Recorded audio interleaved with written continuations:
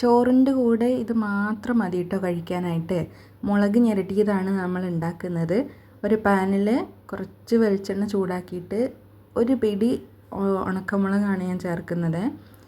ഈ ഒരു മുളക് കണ്ടോ, അതിനൊരു നിറമില്ല, അതെന്താണെന്ന് എനിക്കറിയില്ല. അപ്പം നല്ല ചുവന്ന മുളകാണെങ്കിൽ കുറച്ചുകൂടെ ഭംഗി ഉണ്ടാവും കാണാൻ വേണ്ടിയിട്ട്. അപ്പോൾ ഇത് ഒന്ന് മൂത്ത് കഴിഞ്ഞിട്ടുണ്ടെങ്കിൽ കളറ് മാറാമെന്ന് പറയാൻ മാത്രമല്ല, അതുകൊണ്ടാണ് മൂത്ത് കഴിഞ്ഞെന്ന് പറഞ്ഞത്. കളറ് മാറിയിട്ടില്ല.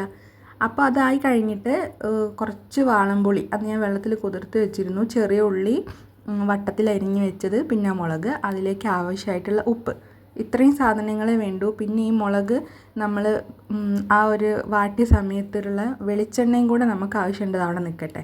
ഇനി ഇത് ഇത്രയും സാധനങ്ങൾ നന്നായി കൈ കൊണ്ട് അറഞ്ചം പറഞ്ചം കുഴച്ചെടുക്കണം. നന്നാക്കി കുഴക്കണം. ആ ഉള്ളിയൊക്കെ നല്ലോണം ഇങ്ങനെ ആ വട്ടത്തിലരിഞ്ഞൊക്കെ പൊട്ടി പൊട്ടി വരണം. എന്നിട്ട് ഈ വെളിച്ചെണ്ണ, നമ്മൾ നേരത്തെ മുളക് ചൂടാക്കിയ വെളിച്ചെണ്ണ ഇതിലേക്ക് ഒഴിച്ചു കൊടുക്കുക.